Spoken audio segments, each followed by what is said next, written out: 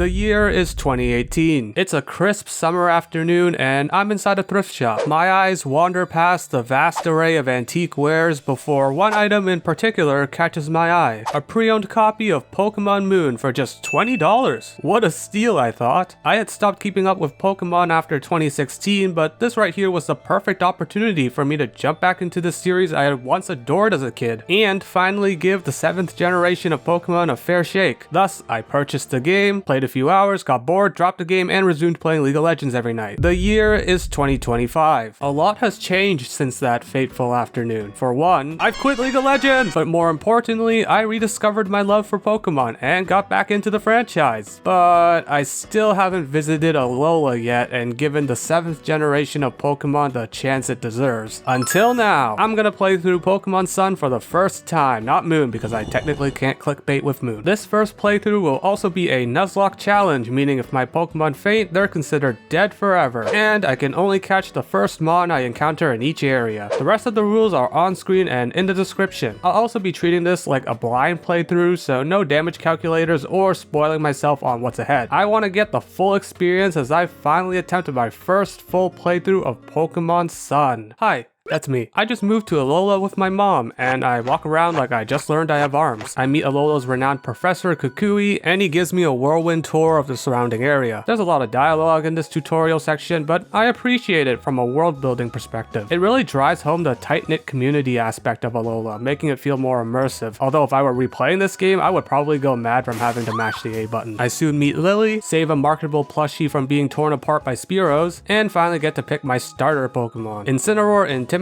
me, and as a Pokemon Unite player, I have been conditioned to kill Decidueye on sight, so that leaves me with only one option. But will Poplio accept me? After burying some dude and his cat in the dirt, Singe the Poplio comes home with me, where he immediately asks if there are drinks around. I was not aware I was letting a drunkard onto my team, but considering he's got a minus special attack nature, I don't blame him for his life choices. Singe won't be alone, however, because I'm momentarily freed from the shackles of mandatory dialogue and make my first catch. A peeky peck on Route 1 that I name Rakan. Look, Singe, I got you a friend. Hey, put that down! Listen, we gotta do something about your problem. Life is too big and beautiful to spend it staring down a glass bottle. How about this? I take you on a fantastical journey across Alola, helping you rediscover your passion for life and overcome your vices. And in return, you repay me by risking life and limb in violent scuffles. What do you say?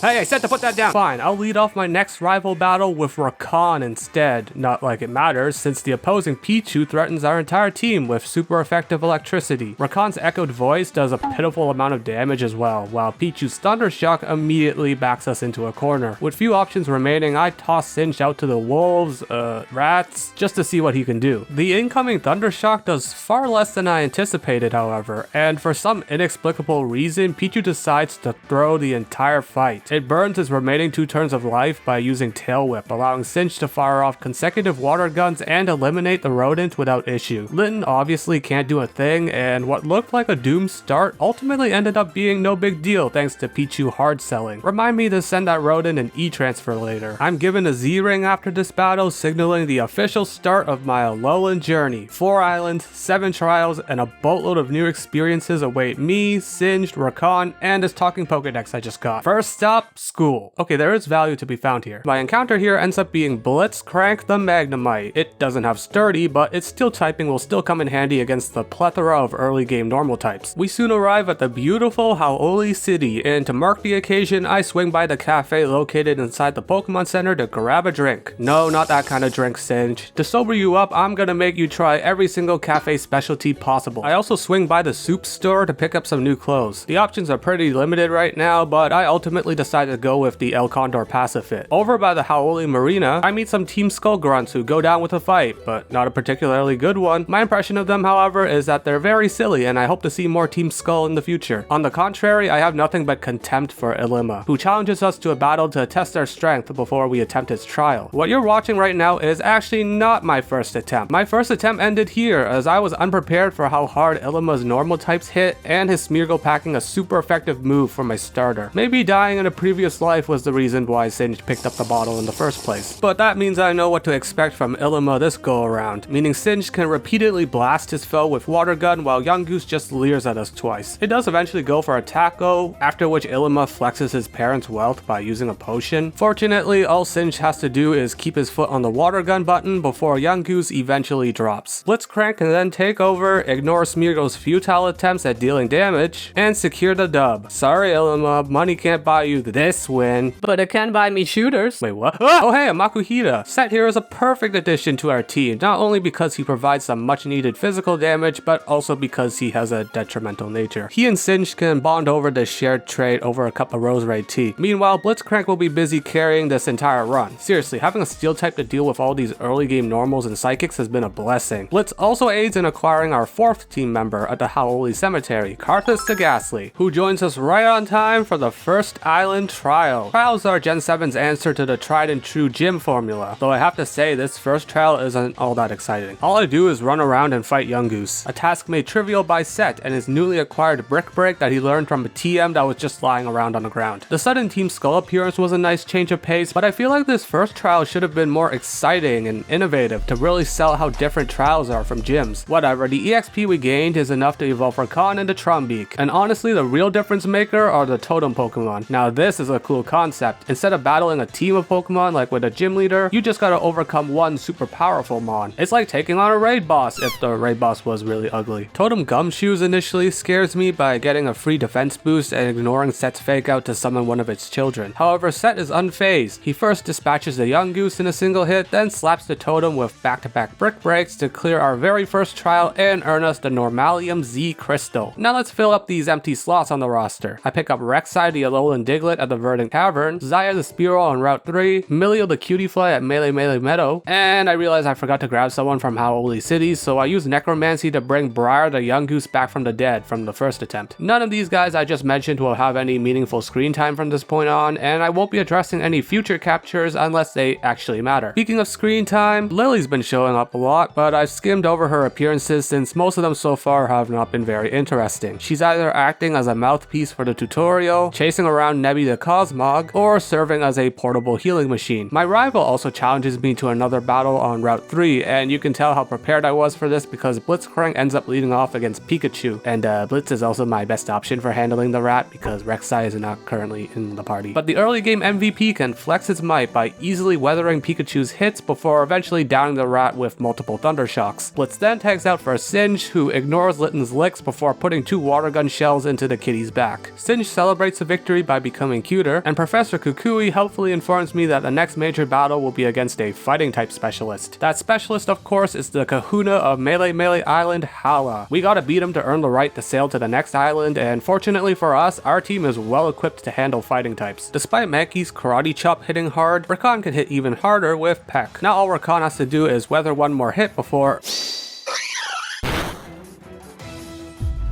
3 HP, that's what Rakan is clinging on to as he manages to take down the troublesome primate, inviting in Makuhita. Since we employ a Makuhita of our own, I know that Hallow's Makuhita can't harm ghost types whatsoever, which is why Karthus switching in causes Hallow to switch to Crabrawler in response, but I anticipated this as Karthus connects with Hypnosis to put the crab to sleep. That's a free swap to Singed, who can also get off a soft, disarming voice for some chip damage before Crabrawler wakes up, but it just spends the next 2 turns leering while Singed handles business.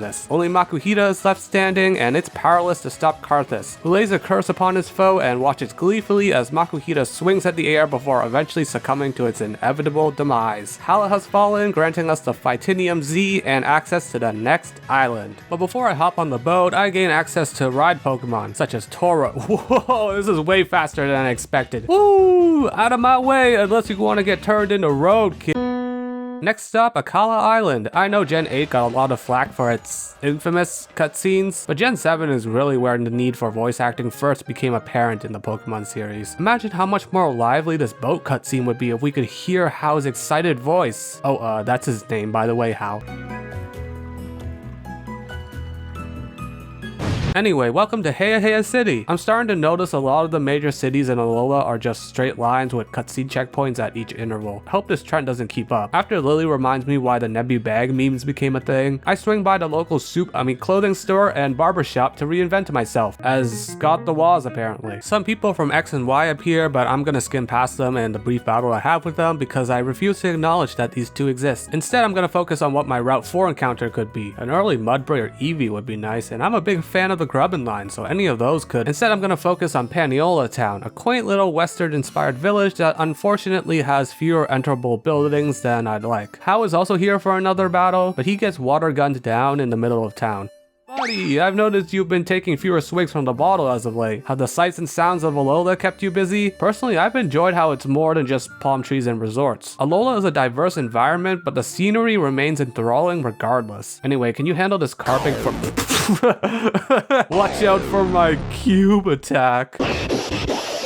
What's that I smell? Why, it's Hecarim the Mudbray, whom I caught at Paniola Ranch. Fun fact, Mudbray covers itself in regurgitated mud and throws a tantrum if it isn't covered in its own muddy bile. This thing probably smells like shit. Surprise, it's the first Gladian fight. Blitzcrank 2-tap Zubat before you can even process the sudden scene change, by which time Type Null has already taken the field, and surprised me with how tanky it is and how hard it hits. After paralyzing Type Null with Thunder Wave, I suffer a lapse in judgment and try to switch out Blitz on a foe that knows Pursuit. Fortunately, paralysis ensures that my mistake didn't result in a death. Set can drop in, activate his Vititium Z, and unleash an all-out pummeling that turns Type Null into the exact type of memory that would fit on one of his discs. Anyway, I'm fortunate enough to snag Irelia the Fomantis on Route 5, who could serve as a potential counter to the upcoming Totem Pokemon. The game certainly doesn't try to hide who it could be. Oh wow, I keep having to knock out small wishy-washy that swim away deeper into Brooklet Hill. I wonder who the totem could be. Well, I do appreciate the game spelling it out on a neon-lit billboard because it means I can employ a devious little trick of my own, right after Lana successfully tricks me into stepping past her trial gate, therefore preventing me from going back to heal. I guess she abides by the motto of Gaslight Gatekeep Girl Boss. But I'll manage, because even though Totem Wishy-Washy is so massive that it drops my frames, it's no match for its one true counter. See, Karthus knows a little move called Curse, which cuts the user's HP by half. In exchange, the target's health will drop by 25% every turn, and it just so happens that the nearest Pokemon Center carries Protect TMs. This means I don't have to wail upon Wishy-Washy and its absurd defenses. I just gotta make Karthus click Curse, then Protect to stall out turns. The totem does consume its citrus berry to undo some of the curse damage, but it's just delaying the inevitable. Irelia can come in and lose 50% of its HP from helping hand boosted water gun, but Singe can come in and actually tank hits. The totem eventually falls to the curse, meaning Blitzcrank can swoop in for the cleanup. That's the second trial handled without major issue. Our reward is the Waterinium Z, a fishing rod, and a glowing sense of pride and accomplishment. But our team's contributions have been pretty uneven so far, so let's trim some of the fat right now by adding someone with actual utility value. Udyr the Lillipup from Route 6, who will immediately evolve into an intimidating Herdier. Damn, the economy's so rough even Hypno has to get a job. Royal Avenue's got some banging music, and the place is made even more lively by the addition of the Battle Royal. I kinda wish the rumble against Hao, Gladion, and the mysterious masked Royal had gone the full distance though, but apparently Rakan stealing a KO from Hao was impressive enough for Kiawe, since he invites me to take on his trial after witnessing such a brave act. On the way there, I pick up a Wishy-Washy of my own that I feed to my team, and Smolder the Fletchling, who will see use after this trial. As for the current trial, it's set at Wella Volcano Park, which I have to say is pretty disappointing. For a volcanic park, it really is just a stretch of grass leading up to a slightly more interesting but still barren summit. So, a pretty good reflection of actual parks. At least the trial itself is the most entertaining one yet. These trials all amount to just fighting a few weak mons consecutively, but the presentation here with the dancing Marowaks and trying to figure out the differences between the two dances is memorable and engaging. I also love how the differences are so blatantly obvious for comedic purposes.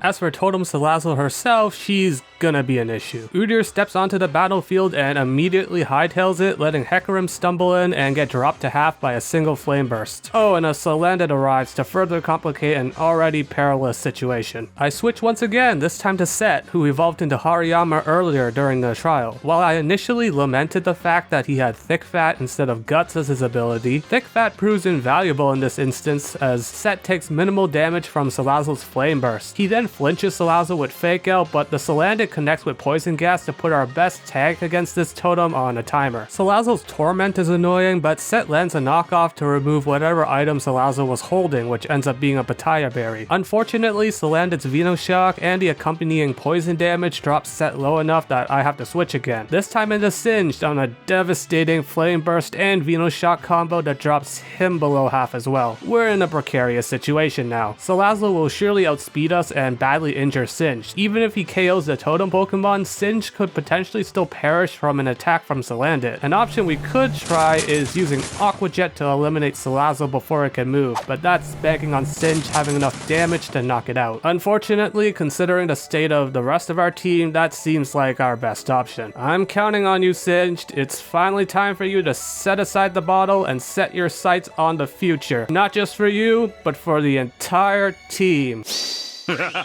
Singed lands a critical hit, dropping Salazzle with a single Aqua Jet. The remaining Salandit just goes for Poison Gas, so I can switch one more time to Hecarim, who can tank a few soft hits before bulldozing that little lizard out of the way to claim our rightfully deserved Firium Z. Trial number 3 has been vanquished. Let's celebrate with a quick cup of Joe and some snacks before we head out. Here, Singed, I got some free Poke Beans. You can have them.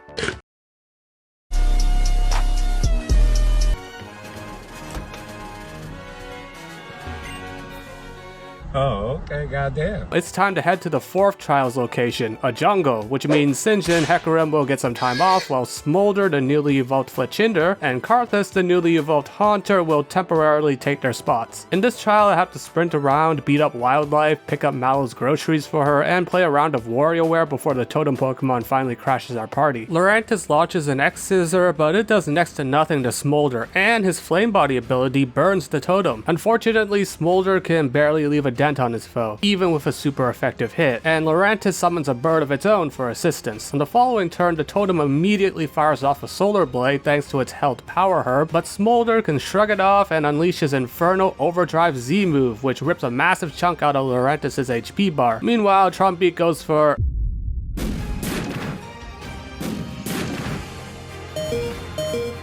That was too close. Smolder has to bow out now, and I unfortunately learned that Lurantis has Synthesis, meaning this battle is going to be a tedious war of attrition. Set can't deal enough damage to threaten Lurantis as it keeps spamming Synthesis, and Trumbeak's super effective hits soon bring our beefiest team member into the yellow. Time to switch again, this time into Karthus, who comes in for free as Lurantis charges up Solar Blade while Trumbeak shoots a Supersonic into the trees. After protecting the following turn, Karthus inflicts the totem with his signature curse, once again acting for free as Lurantis uses Synthesis number 3, and Trumbeak screams really loudly. From here, I make the mistake of protecting again instead of trying to get some damage onto Lurantis, but whatever, I can just switch to Blitzcrank on the Solar Blade / Pluck combo that deals a grand total of 16 damage, while the residual curse and burn damage piles onto the totem. Lurantis pops Synthesis number 4, while Trumbeak lands a Supersonic and Blitzcrank unfortunately hits itself in confusion. Due to my frustration, I direct my next attack at that annoying Trumbeak, and based on Blitzcrank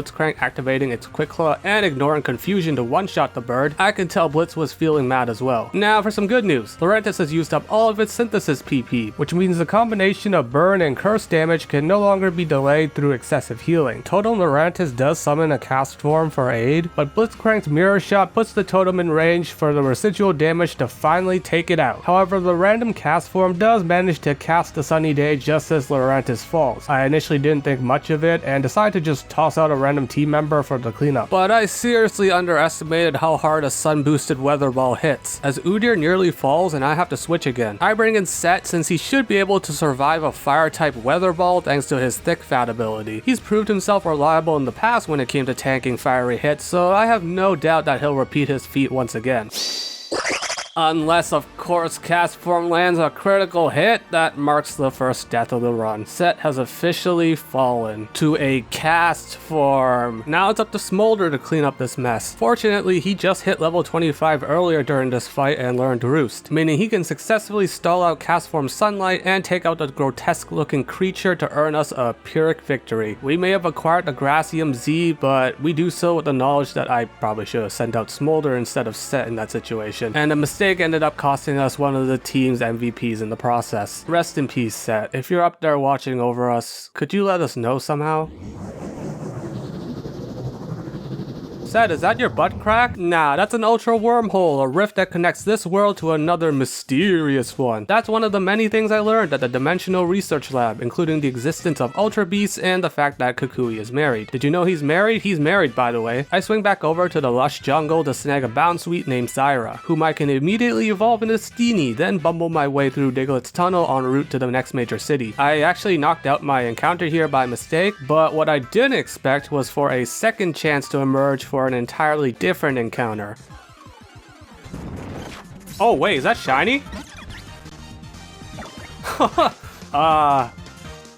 Crap, do I have a rule for shinies? I do not, and I still have that Alolan Diglett I caught back at Verdant Cavern, but who cares? I'm gonna enact the shiny clause for the first time in channel history and allow Rise, the shiny Alolan Diglett, to join the team and evolve into Dugtrio. You know how I know this is the right move? Because he's got an awful nature, baby. He's gonna fit right into this team. He'll be taking Zyra's spot, vacated after she got eviscerated by a Machop's revenge, but let's not dwell on that. Instead, let's check out Coney City, which I like it, but I just didn't think it would be Chinese is all. The Kahuna of Akala Island apparently lives here, but she's nowhere to be found. She's not at her shop, she's not at the restaurant, and she's not upstairs in the restaurant either. I want to examine the bed, not get in it. She's not at the Poke Center Cafe where we drink some milk and get some more beans. And she's not at the clothing shop or barber shop either, where I acquire even worse drip than before. I end up combing through the entire city, grabbing a few useful items along the way before finally realizing she's at the graveyard. Not that graveyard, this is a different graveyard. Rakan evolves into Toucannon on the way there, and before long, I find her. There she is, the Kahuna of Akala Island. Oh, wait, wrong person.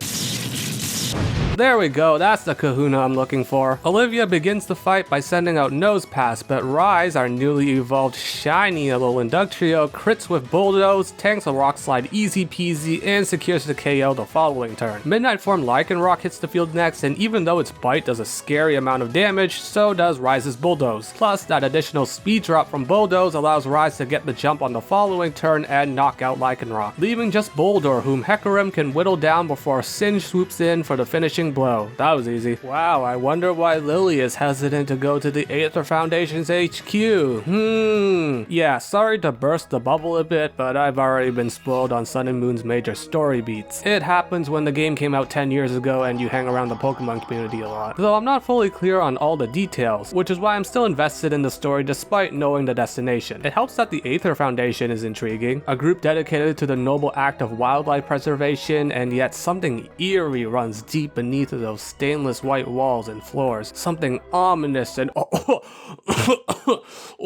wow, this conservation deck reminds me of the museum from Animal Crossing, and waiting at the end of this idyllic slice of nature is none other than Aether's president, Lusamine. Wow, she evokes motherly imagery and flinches at the mention of Lily's name. I wonder why. I do find it funny how my gift for visiting the Aether Foundation is a nifty psychic TM, while all Hal receives is a bag of malasadas. They definitely ran out of TMs and had to pull steamed hams to save face. Welcome to Ula Ula Island, the third island of Alola and Japan. I don't have much time to process my culture shock, however, because Hao is back at it again. He's finally evolved his Pikachu into something better, but Rise proves himself as a superior Alolan form. From there, it's an easy dub, as Singe puts Torracat into a spin cycle, and Rakan plucks the leaves off of Leafeon. Blitzcrank evolves into Magneton after the battle, and I'm finally free to explore what I think might be my favorite town in Alola. Mali City's got everything. Great music, a unique aesthetic, a beautiful garden, a toddler in possession of a Mewtwo, a library, foreign oaks, and of course more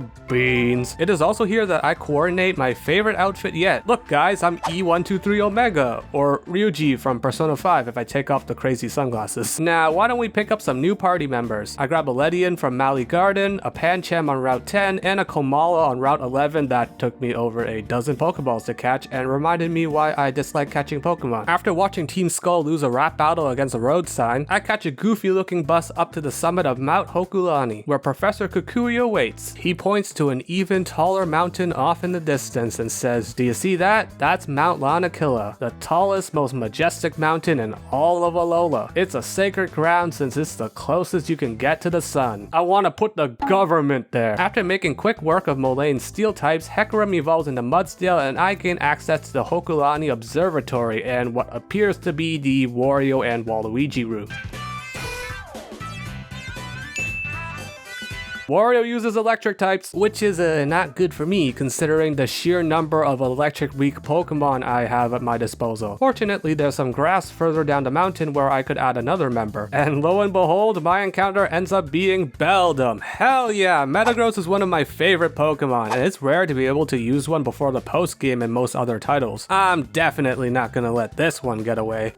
This was one of the worst experiences I've ever had catching a Pokemon. Let's start with the positives. Karthus is immune to Beldum's only move, Takedown, and packs Hypnosis to prolong and make captures easier. Now on to the negatives. Beldum has a catch rate of 3. That is on par with actual legendary Pokemon, meaning this one-eyed hunk of metal will just refuse to stay in the ball. Oh, and Beldum can also call upon other wild Beldum to join the battle, and since you can't toss Pokeballs with 2 or more foes on the field, I was constantly having to stop and target whichever Beldum had fewer power points remaining. In fact, this happened so many times that the original Beldum I encountered was KO'd, as well as 3 others. It was the 5th Beldum that finally ended up getting captured after I tossed a Quick Ball, 2 Great Balls, 20 Ultra Balls, 5 Timer Balls, and 1 more Ultra Ball that ultimately ended up being the one. Karthus also used 11 Nightshades and 24 Hypnosises during this entire ordeal. If you're wondering how Karthus used Hypnosis that many times, it's because I had to pop an Ether on one turn to restore Hypnosis's PP after Karthus ran out. Throw in one additional turn of Blitzcrank using Mirror Shot for chip damage, and that's a grand total of 66 turns spent trying to catch one Beldum. And you want to know the kicker to all of this? Urgot the Beldum, whom I sunk nearly 30 minutes of my life into acquiring, has a minus speed nature. I love catching Pokemon! Hey, who turned out the lights? Was it you?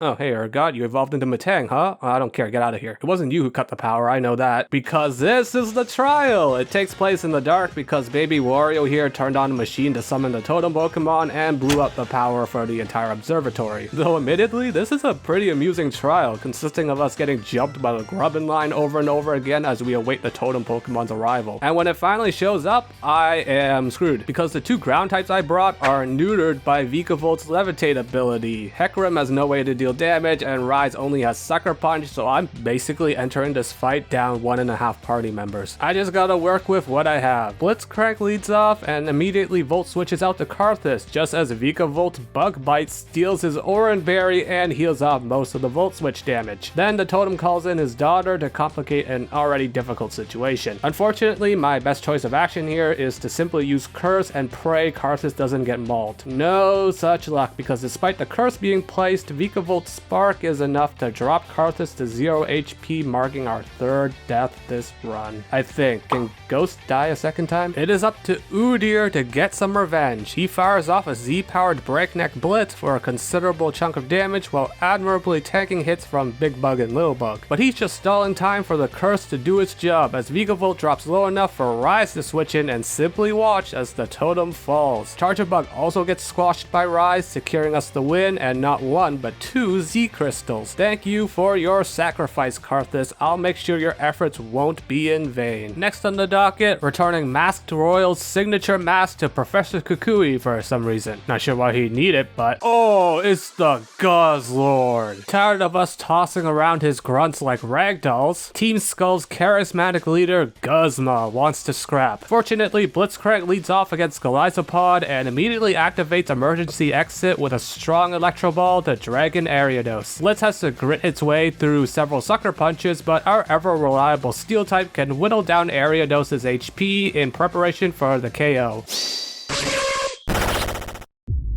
Oh no, Blitzcrank!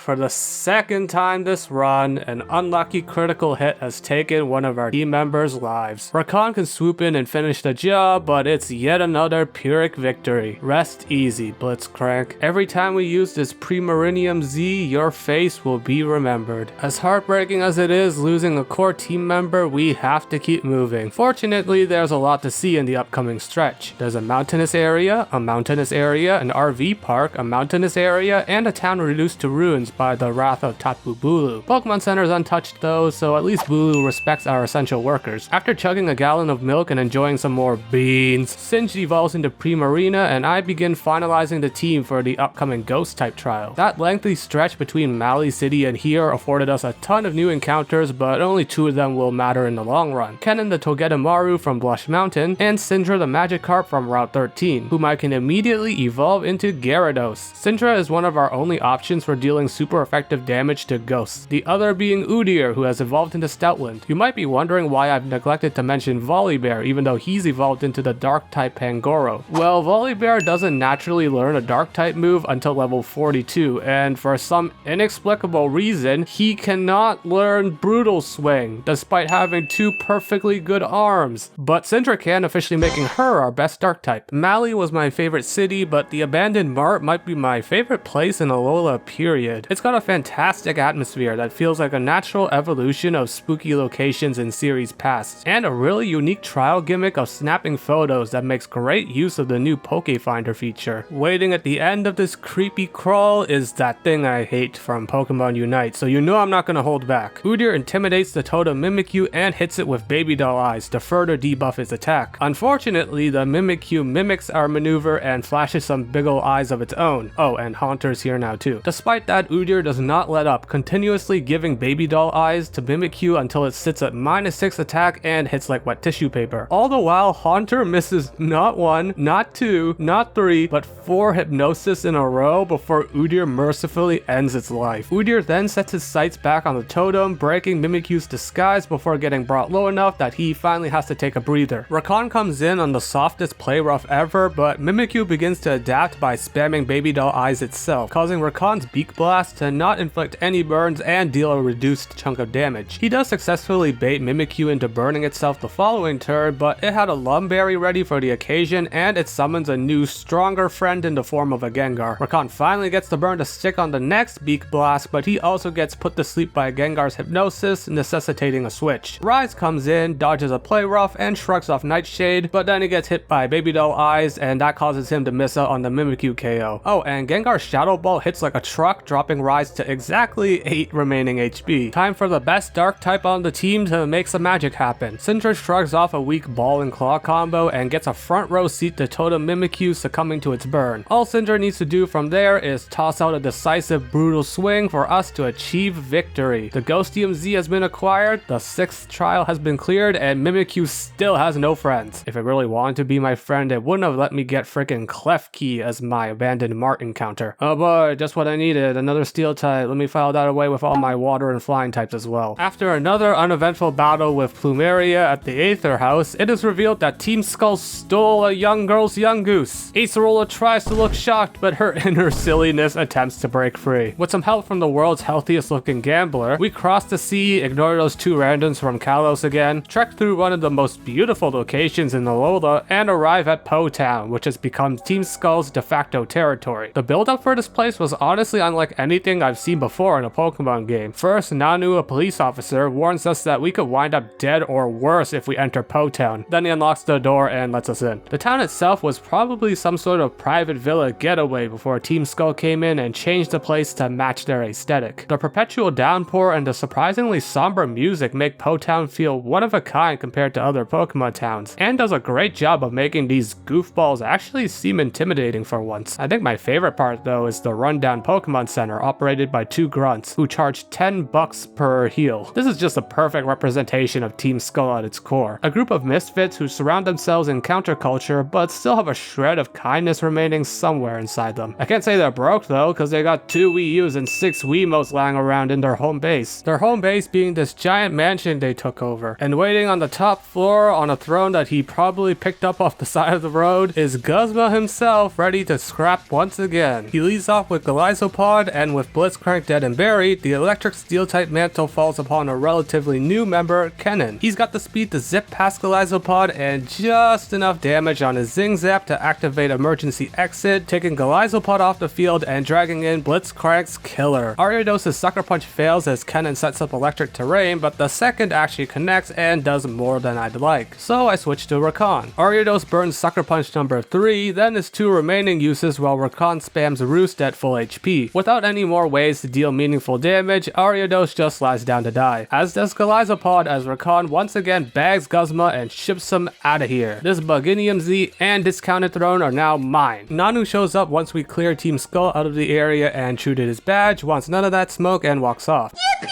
Unfortunately, when I return the stolen Yungoos to the little girl, I find how in shambles as the Aether Foundation has kidnapped Lily. Gladion overhears this, storms into the building, and is in such a rage that he challenges me to a battle? What is wrong with him? Kennen and Volibear slap some sense into Gladion and his Pokemon, after which he charters a boat to the Aether Paradise and invites Hao and I to aid in the rescue of his sister. He has yet to actually say Lily is his sister, but come on, this isn't rocket science, this is a Pokemon story. But before we can catch that boat, Nanu finally decides that he wants to fight me. However, he's nothing more than a roadblock that Singed and Volibear can step over en route to the Aether Paradise. The only things to note about the fight are Nanu handing over the Darkinium Z afterward, and the fact that he smiles like Greg Popovich. Team Skull can't afford proper housing, but they can get a branded speedboat. A whole lot is revealed during the Aether Paradise infiltration, including Nebby's ability to open portals to Ultra Space, the Aether Foundation's desire to use said power, and Faba's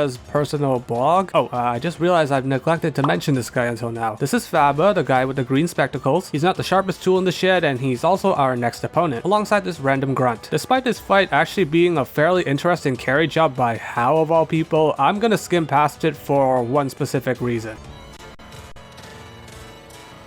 Oh yeah! Instead, I'm gonna focus on something far more important to the story that needs addressing. The Aether Foundation uses solar energy. Also, Team Skull is in cahoots with Aether, and Guzma stands in the way between us and Lucamine's private mansion. Rakan kicks off this battle by squaring up against Galysopod again.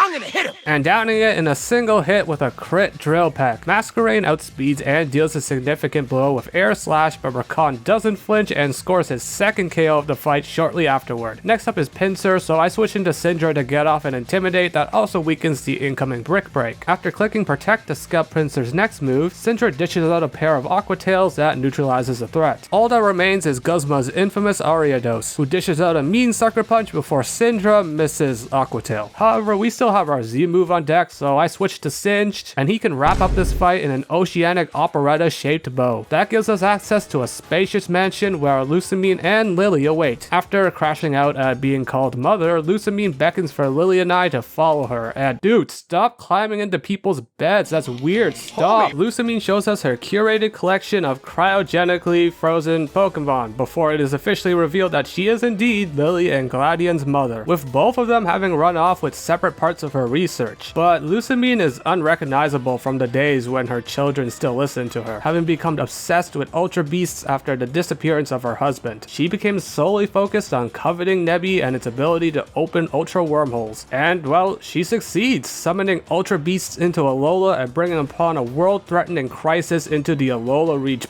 Please don't pan over to my goofy-looking character during this serious cutscene. Lucamine sees fit to silence us before she embarks on her grand journey into Ultra Space and commands her Clefable to do so against Kennen. A smart move since Kennen has no Steel-type moves to speak of, and never will. Seriously, what is wrong with Togedemaru's Gen 7 learn set? At least Kennen can nuzzle and inflict paralysis, though Clefable ignores it and clicks Cosmic Power to boost its defenses. The fact that Clefable didn't immediately fire off a super effective attack attack implies it doesn't have one, so I keep Kennen on the field to spam Zing Zap over and over again, getting 2 flinches and a paralysis check in our favor, before eventually downing the fairy with minimal damage taken and a newfound knowledge that Lusamine won't be spamming any potions. Next up is Beware, whom Syndra can intimidate to reduce its attack. However, all the big stupid bear does is spam Baby Doll Eyes to the point where Aquatail hits like a warm cup of hot chocolate in July. So I switched to Singed, who takes decent damage from takedown, but nothing more. Beware is so set on spamming Baby Doll Eyes again that it somehow doesn't see Oceanic Operetta floating overhead until it's too late. Enjoy your hibernation, you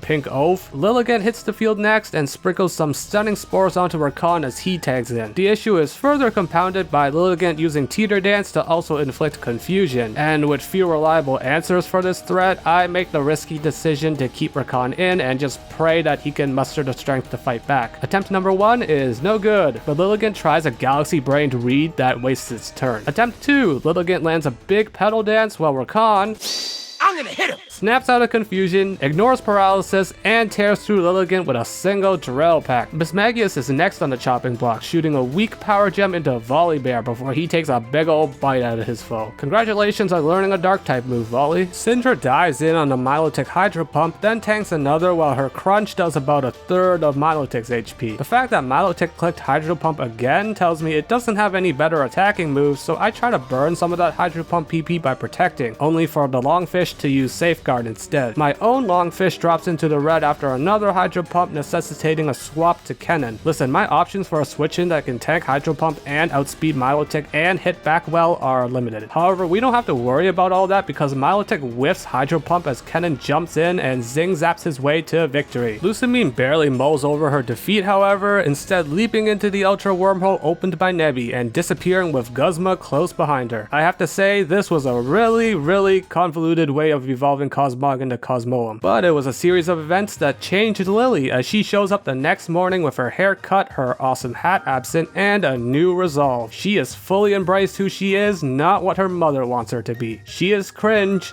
but she is also free. As for Gladion, he is now the acting president of the Aether Foundation. Good luck to their shareholders. Welcome to Pony Island. The final island of Alola has a lot of really interesting places to visit, such as the Sea Folk Village and their Pokemon-shaped sea vessels. I can also receive a free Aerodactyl here, but guess why I'll be benched? After enjoying a big bowl of Z-mungus noodles that look like a pretty ordinary bowl, and eating some beans by the ocean floor, we're off to the Pony Wild. This place has got some banging music. It reminds me of a late game Black and White 2 area. The random trainers here are also getting quite tough, but I know we'll be able to handle it with the team I've assembled. Even more so now that Singed finally learned a real fairy type move. What am I looking at here? After finally getting punished for sleeping in someone else's bed, I make my way to a Zelda dungeon where a short person is officially crowned the new Island Kahuna. Then we take a detour to the island that resembles SCP-173 to fetch a flute that Solgaleo apparently likes. And then we return to the Pony Wilds and listen to Plumeria vent before receiving the I'm never gonna use this CMZ. And finally, we arrive at the iconic Vast Pony Canyon. Oh yeah, even the game knows this music is one of one because it doesn't change even when you hop onto a ride Pokemon. The stage is set for the new Kahuna Hapu to test if we're truly worthy of tackling the final— don't look at me with those big ol' eyes. And yeah, we pass our test with flying colors, as Syndra sets up 5 Dragon Dances on the opposing Doug trio before shooting past it, Flygon, Gastrodon, and Muzdale, earning us the Ground EMZ and access to the true victory road of the Alola region. When I said this place was iconic, that's just how I felt going through it. So many trainers with powerful Pokemon, and of course that banging music continuing to play in the background. This place just feels awesome to be in. However, I have to dip out for a sec and swing back to the Pokemon Center to pick someone up off the bench. Remember Urgot the Beldum turned Matang, who caused me so much grief back on Mount Hokulani? Well, the time is finally right for Urgot to evolve into Metagross, solidifying its place as the final member of our team. This does mean our shiny Rise will have to step down from his position, but that was inevitable due to how frail he is, and how hard everything hits at this stage of the game. And me not wanting half my team to be steel types. Thanks for everything you've done, Rise. Don't worry, you'll have a special plot of land reserved for you at Singe's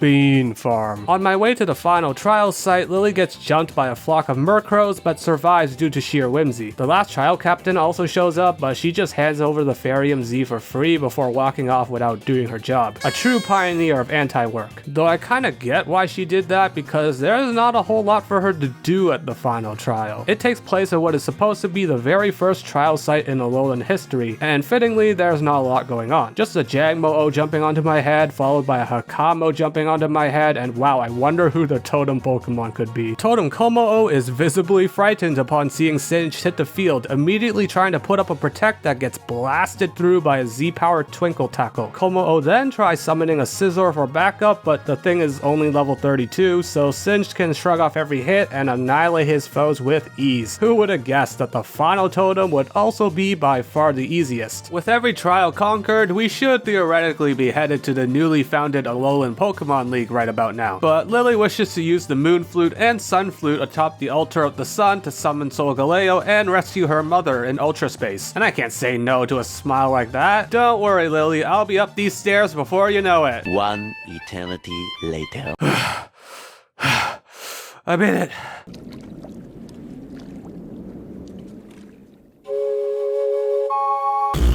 Nebby being the box legend the entire time is such an awesome concept, and now that it's evolved into Solgaleo, we're able to break through dimensions into Ultra Space where the Rotom Dexes fucking died. Guzma is alive and well though, and so is Lucamine, who literally shrugs off Lily's words and does a gnarly Pokefusion with a Nihilego before making her last stand. I actually have a Steel type that can use Steel type moves this time though, as Urgot demonstrates by blasting Clefable back into outer space. Mismagius comes out next but gets chomped by Volibear again. Then up is Beware, who uses probably the worst pain split ever before Singe moonblasts it into oblivion. You get the picture by now. Everyone Lucamine sends out gets dealt with in a similar manner as last time. Rakan blows up Lilligant again, and Syndra whittles down Milotic again, before letting Kennen deliver the finishing blow in the form of a Gigavolt Havoc, straight from his derriere. Solgaleo hits Lucamine with the Love and Compassion beam, snapping her out of her trance and allowing us to bring her and the Guzz back to the real world. Operation Save Lily's Mom and the Guzz is a rousing success. With that out of the way, it's time to scale Mount Lanakila and challenge the Pokemon League.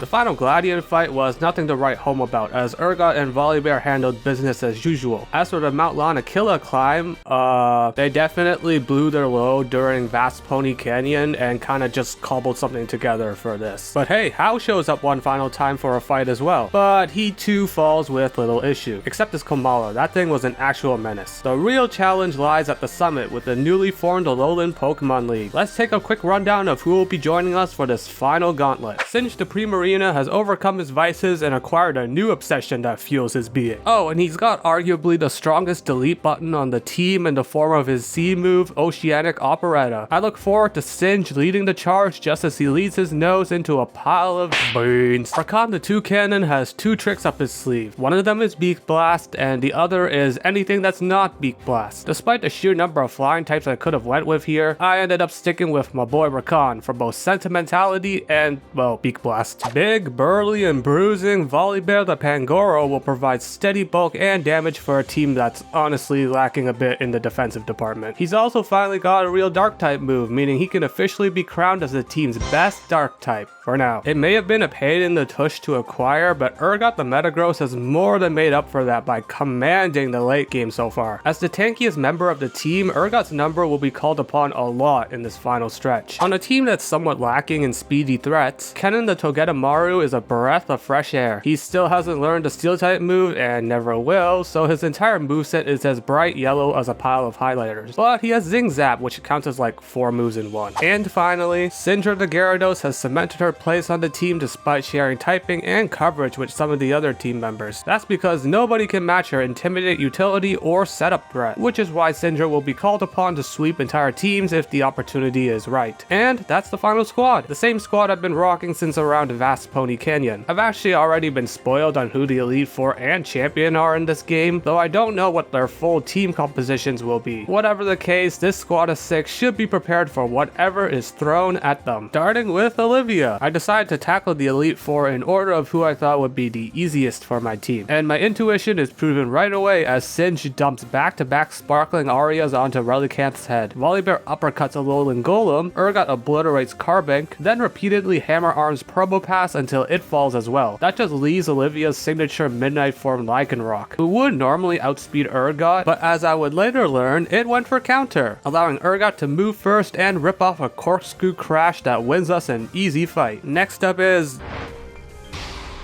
who the hell are you? Each Elite Four member is supposed to represent one of Alola's islands, and since Pony Island has a population of like 3, they called in Kahili, the flying type specialist, to fill the role. Kennen nuzzles her Skarmory, who still gets off a layer of spikes, but Kennen begins spamming his signature Zing Zap, and Skarmory can't retaliate since it's too busy being paralyzed or getting healed, eventually falling without getting up any more spike layers. Mandibuzz swoops in next, and not wanting to let this tanky vulture stay out on the field too long, I decide to pop my Z move now and remove Mandibuzz from the field immediately. Next up is the fire type variant of Oricorio, whose Revelation Dance bounces off of Singed as he switches in. However, Oricorio outspeeds the following turn, landing a flinch with Air Slash and necessitating yet another switch, this time into Syndra. Fortunately, Oricorio misses its first Air Slash and the second doesn't cause a flinch, allowing Syndra to annihilate her foe with a single Aqua Tail. I switch back to Kennen on Toucannon, expecting some sort of flying type attack, and I get that in the form of the brutally Z-powerful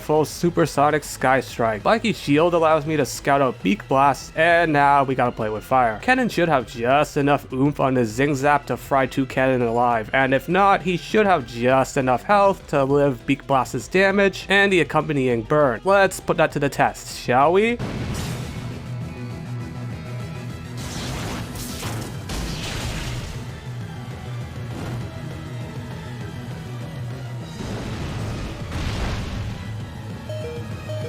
Well, on the one hand, Kennen lived to see another day, but on the other hand, I gotta switch to Urgot now, and try this all over again as a full restore puts Toucannon back at full health. Urgot is gonna have to suck it up, take the Beak Blast burn, and try to muscle his way through this annoying bird. I expected this to be a long, drawn out, and painful affair like Urgot's capture, but Urgot not only deals an absurd amount of damage to its foe, but also takes minimal damage from the actual Beak Blast hit and gets an attack boost from Meteor Mash. This gives Urgot enough firepower to take down Toucannon the following turn and pick up a second Meteor Mash attack boost that gives it enough force to one-shot Crobat despite being burned. That is the second Elite Four member handled. Third on our little list of names is the very first kahuna we ever faced, Hala. I won't be heading into this fight at full strength though, because I never found the Psychinium Z, or Flyinium Z for that matter. All Urgot has to hold is an Odd Incense, but that's more than enough as it takes down Hariyama, Primeape, and Beware all by itself. Syndra tags in against Crabominable, taking an all-out pummeling before admirably letting Singe clean up the rest of the fight. 3 Elite Four members are down, and there's only 1 left to go. And I saved the toughest one for last. Nanu is too busy not doing his job to do another, so it's Acerola and her Ghost types who will be testing us. We don't match up particularly well against Ghost types, as proven when I lead off with Syndra while Acerola opens with Sableye. I switch to Singed and get hit by a Confuse Ray, but despite Sableye's Shadow Claw dealing a surprising amount of damage, Singe does not care, ignoring confusion to blast Sableye back to Pokemon Unite.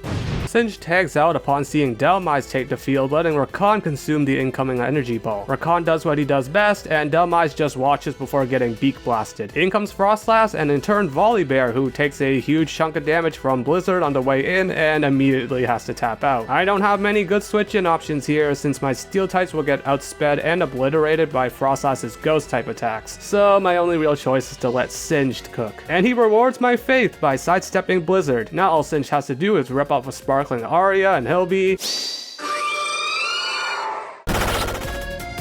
Now all Singe has to do is rip off a Sparkling Aria after surviving that crit, and he'll be smooth sailing. For a grand total of 1 second as Palossand enters the fray. This thing might have water compaction, so I switch out to Rakan yet again. I didn't realize it at the time, but Rakan was actually the perfect answer to Palossand, ignoring both its stab moves and resisting its only other attack. As a result, Rakan can alternate between clicking attacking moves or Roost, eventually outlasting Palossand in a war of attrition. Big shout out to Giga Drain's healing for putting Palossand out of full store range, by the way. That just leaves Acerola's Drifblim, who gets blown away by Kennen's Gigavolt fart, securing us the win over the final Elite Four member. We've traveled across 4 islands, conquered 7 trials, and defeated all who stood in our way. I think we deserve to sit in this throne and bask in our accomplishment in becoming Alola's first champion. But we aren't done yet. Professor Kukui needs to make sure we're champion material, setting the stage for the final fight of this arduous journey. Okay, we get it, Kukui, you're married. His Lycanroc kicks off the battle by chunking Singed with Stone Edge, but our resident bean expert drops a sparkling aria to score the first kill. Magnezone hits the field next, necessitating a switch to Kennen, whose Lightning Rod ability neutralizes nearly every trick Magnezone has in its disposal. The result is a wet noodle fight where Kennen and Magnezone trade Zing Zaps and Flash Cannons. 2 of Kennen's Zing Zaps get flinches, while 2 of Magnezone's Flash Cannons get special defense drops. The back and forth abruptly ends, however, when Volibear jump scares Magnezone and secures the KO. Next up is Alola Ninetales, whose dazzling gleam bounces right off of Urgot's face before Bullet Punch turns the Snowy Fox extinct. That drags in Kukui's Snorlax. This thing must have some sort of trick up its sleeve if it's willing to switch right into Urgot, but I stay in anyway to land a super effective Hammer Arm. Sure enough, Snorlax unleashes high horsepower, a tickle of an attack that Urgot scoffs at before it trims the fat. Jealous of everyone else being in the yellow, Rakan leaps into battle to join them, only to not take any damage at all from Decidueye's Spirit Shackle. His wish is fulfilled next turn after taking Decidueye's Brave Bird on the nose, and he naps a kill of his own with his favorite move. That just leaves Braviary, who deals a meaty chunk of damage to Syndra with Brave Bird, despite being at -1 attack after the Intimidate. A second Brave Bird leaves Syndra reeling, while her retaliatory Ice Fang takes Braviary only into the yellow. She thus passes the torch onto Urgot, who smells blood in the water. A full restore by Kukui means Meteor Mash can't KO immediately, but Braviary just lies down to die because it knows what's coming. Urgot's Meteor Mash connects, Braviary falls, and we've officially beaten Pokemon Sun. Thanks for joining me on my first full journey through Alola. I loved exploring the region, and the game's level curve was honestly one of the best in the series. I do have some minor gripes with the game, such as the story not being paced very well near the end, some of the characters being underutilized, and the early game having way too much dialogue, but these aren't deal breakers. Pokemon Sun lands squarely in the good tier of Pokemon games, IMO. I could definitely see it climbing the ranks with subsequent playthroughs, but that's all I got for now. As always, thank you to the channel members for their continued support, and you can also support the channel for free by liking the video, subscribing to the channel, or commenting. Let me know if you want me to play Ultra Sun and Ultra Moon. I haven't played those ones as well. Anyway...